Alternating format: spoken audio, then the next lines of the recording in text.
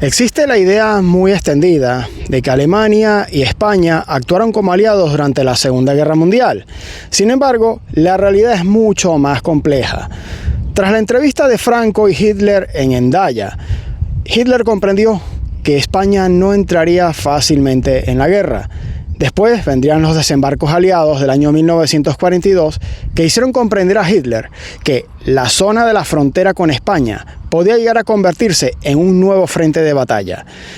La desconfianza fue mutua entre ambos regímenes a lo largo de estos años, a pesar de la evidente colaboración del régimen franquista con el envío de la División Azul a Rusia.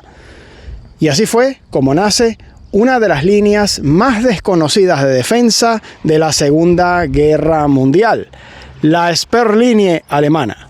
La realidad es que los ingenieros alemanes no improvisaron estas defensas a pesar de lo que se pueda pensar. Aprovecharon la enorme experiencia bélica que tuvieron, especialmente en el frente africano, concretamente en la Libia italiana, donde en la zona de Tobruk conocieron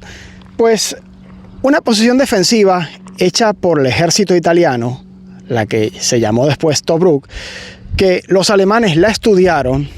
la modificaron de acuerdo a sus estándares para crear este tipo de posiciones defensivas, como las que estamos viendo, que normalmente incorporaba alguna torreta de tanque, alguna ametralladora o incluso algún arma más, sofisticada, como podía ser un lanzallamas. Sin embargo, hablaremos de esto a medida que vamos avanzando en esta aventura. Muchas soluciones técnicas ya vinieron dadas por la organización, con la experiencia constructiva que tuvieron con el muro atlántico. Sin embargo, a esto le incorporarían después la experiencia adquirida en la Libia italiana, concretamente en la zona de Tobruk, donde estudiaron una solución defensiva adoptada por el ejército italiano, la mejoraron y la adaptaron a los estándares alemanes, para formar después las fortificaciones conocidas más adelante como Tobruk. Hay que entender que la Sperrlinie no era solamente una construcción de búnkers tipo Tobruk, era mucho más complejo que esto. Tenía una serie de posiciones de observadores, patrullas constantes a lo largo de la frontera para controlar el territorio a lo largo de los Pirineos y poder observar de manera oportuna el movimiento que había a lo largo de la frontera española en puntos estratégicos como este. Como puedes ver desde aquí, podían controlar no solamente la bahía del puerto de Portbou, sino que podían incluso controlar gran parte de la costa norte de España, en la zona de la Costa Brava, aquí en los Pirineos orientales. Y ahora mismo lo que estamos es en los restos de lo que se conoce como la caseta de los alemanes, justamente en la frontera con Francia, en el Col de Balitras, que se ha especulado mucho de las funciones que cumplía realmente este lugar. Se especula que era un cuartel de la Gestapo, se ha hablado de que fuera un centro de retención. Sin embargo, la mayor probabilidad es que esto fuera sencillamente un puesto de observación y control de la zona fronteriza con España para dar aviso oportuno de un posible desembarco, ataque aliado o sencillamente de que España hubiera cambiado de bando y se decidiera a colaborar con el enemigo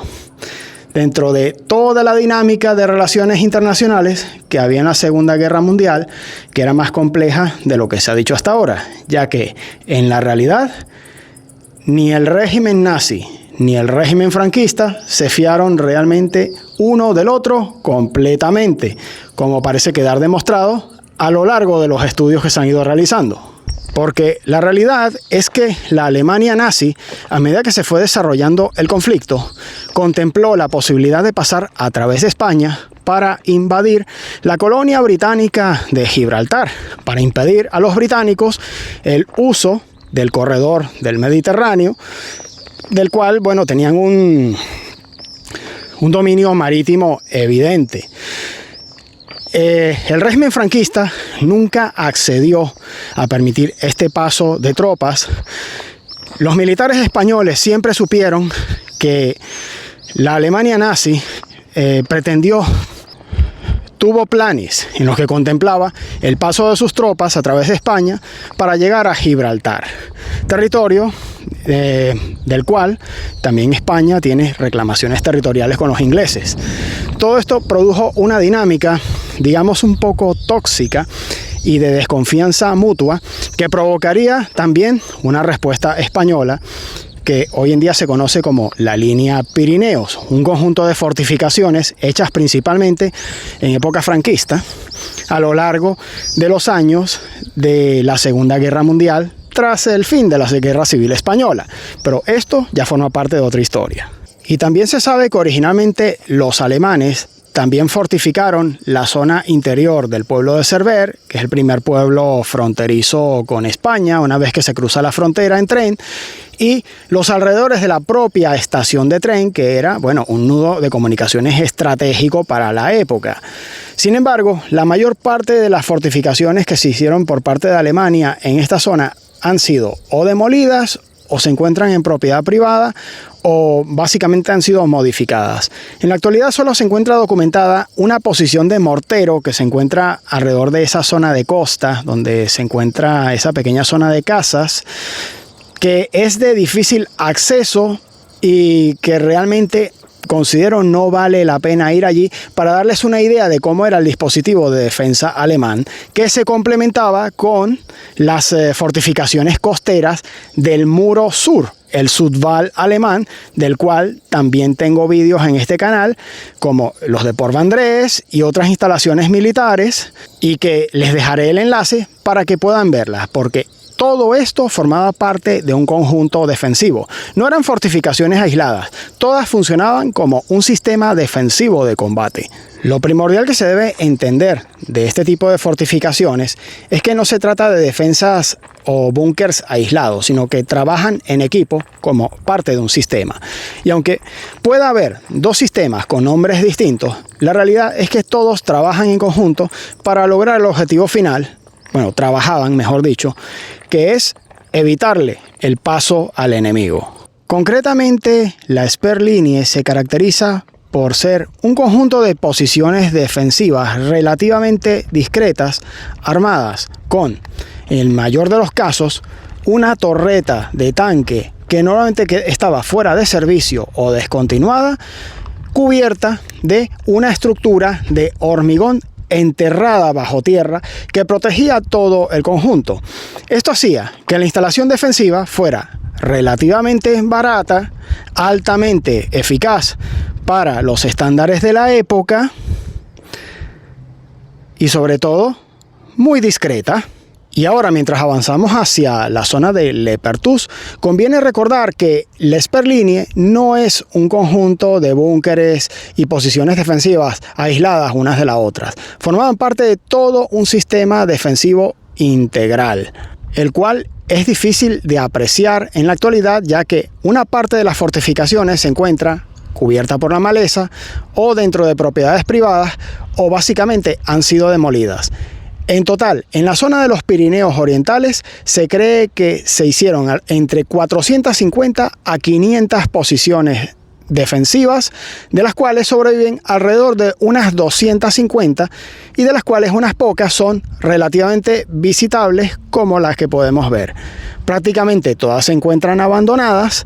y forman parte de una de las instalaciones defensivas más desconocidas de la Segunda Guerra Mundial. Entre 1942 y 1944 se puso especial énfasis principalmente en esta zona, la de los Pirineos orientales, ya que entonces se consideró que era la zona de mayor riesgo por la cual podía un ejército invasor pasar más fácilmente que por otras zonas de la frontera. Curiosamente, los españoles también llegarían a esta conclusión y darían su respuesta en la otra cara de la frontera, dentro de lo que es la línea Pirineos. Pero eso ya forma parte de la historia que les contaremos más adelante. Le Perthus era el sector más fortificado por los alemanes en esta zona de los Pirineos orientales. Aquí se concentraban varias posiciones defensivas, estilo Tobruk y torretas Panzer, alrededor del Fort Bellegarde, que eran posiciones modificadas de creaciones hechas por los italianos, concretamente en la zona de Tobruk, en la Libia italiana. En este sector se suelen encontrar así, justamente al lado de las marcas fronterizas, y consistían en posiciones fortificadas conocidas como torretas Panzer o Ringstand, que solían estar armadas o bien con ametralladoras ligeras o bien con torretas de tanques T-38 de origen checoslovaco, torretas de tanques Panther y similares. Normalmente eran de desechos. Y aunque en la actualidad a veces es complicado lograr adivinar dónde se encontraban las posiciones originales, existían diversos puestos de observación, puestos de ametralladoras y de torretas de tanques reutilizadas, en las que puedes encontrar cosas como esta, que solamente dejan intuir un poco la función que cumplían en el pasado, o bien puestos de ametralladoras o de observación. Y aunque en la actualidad puedan dar la apariencia de ser posiciones aisladas, la realidad es que formaban parte de una organización defensiva alemana mucho más compleja. Cada punto de apoyo alemán era prácticamente una pequeña fortaleza que contaba con un puesto de mando, posiciones de combate, depósitos, cisternas, refugios de personal y observatorios repartidos en alrededor de 150 puntos de apoyo alrededor de los Pirineos orientales, que estaban pensados como un sistema de defensa en profundidad que, a medida que el enemigo se fuera adentrando dentro del territorio francés ocupado, tenía prevista incluso la destrucción de infraestructura como ferrocarriles, puentes, caminos, demoliciones, con el fin de retrasar e impedir el avance del enemigo. Y aunque solemos imaginarnos a soldados alemanes construyendo estas posiciones defensivas, la realidad era mucho más compleja. La dirección técnica correspondía a la organización TOD y a ingenieros alemanes que dirigían las obras y las planificaban. Sin embargo, aquí participaron empresas francesas, prisioneros de guerra e incluso una parte casi desconocida. Parece documentado que incluso llegaron a participar en la construcción de este tipo de lugares trabajadores requisados españoles. La potencia de fuego variaba de acuerdo al tipo de posición que era utilizada, y en determinados sectores se habla incluso de que se llegó a instalar posiciones de lanzallamas automáticos para defender los accesos a ciertas instalaciones defensivas. Y aunque no está demostrado de que fuera algo generalizado en toda la zona de la Sperrlinie o el Sudwall alemán, sí que es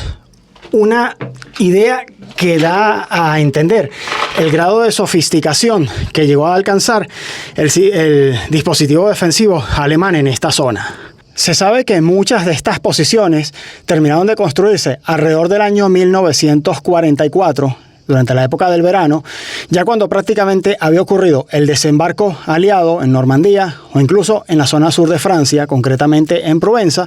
por lo que se puede decir que ya esta posición empezaba a perder sentido desde el momento en el que se estaba terminando, porque ya el Tercer Reich estaba siendo derrotado en todos los frentes. Muchas de estas posiciones ni siquiera llegaron a recibir la dotación de armas prevista, quedaron sencillamente en casamatas, para más tarde ser abandonadas, como les vamos a detallar a continuación. Ya tras los desembarcos aliados en Europa, estas posiciones empezarían a ser abandonadas y en algunos casos sistemáticamente demolidas por los propios alemanes, que empezaron a desocupar la zona para ya concentrarse en la defensa del Tercer Reich. Ya después quedarían olvidadas, llenas de malezas o de tierra con el paso del tiempo, y solo algunas quedan todavía visibles o incluso relativamente visitables, y es en los últimos tiempos en que diversos aficionados, asociaciones de patrimonio e investigadores particulares realizamos investigaciones de campo para intentar comprender la que ha sido una de las líneas defensivas más desconocidas de la Segunda Guerra Mundial hecha por los alemanes. La Sperrlinie nunca consiguió detener a un ejército aliado, ni siquiera llegó a disparar un solo tiro. Sin embargo, sí es un recordatorio de cómo el miedo y el autoritarismo intenta construir cosas como esta para defenderse a sí mismo. Y esto no solamente se quedó del lado francés por parte de Alemania, ya que por parte de España también ocurriría algo similar. España intentaría fortificarse también en esta misma época, pero desde el otro lado de la frontera, dentro de una de las instalaciones defensivas que fue alto secreto del ejército español durante mucho tiempo, la línea Pirineos. Pero esto ya forma parte de otra historia. Soy Rubén, esto es Masai Adventures Channel, y si te ha gustado este tipo de contenido, dale un dedo para arriba a este vídeo, recomiéndalo, difúndelo en diversas redes sociales y en tus redes, y nos vemos en la siguiente aventura. Hasta la próxima. Y no olvides suscribirte, por supuesto.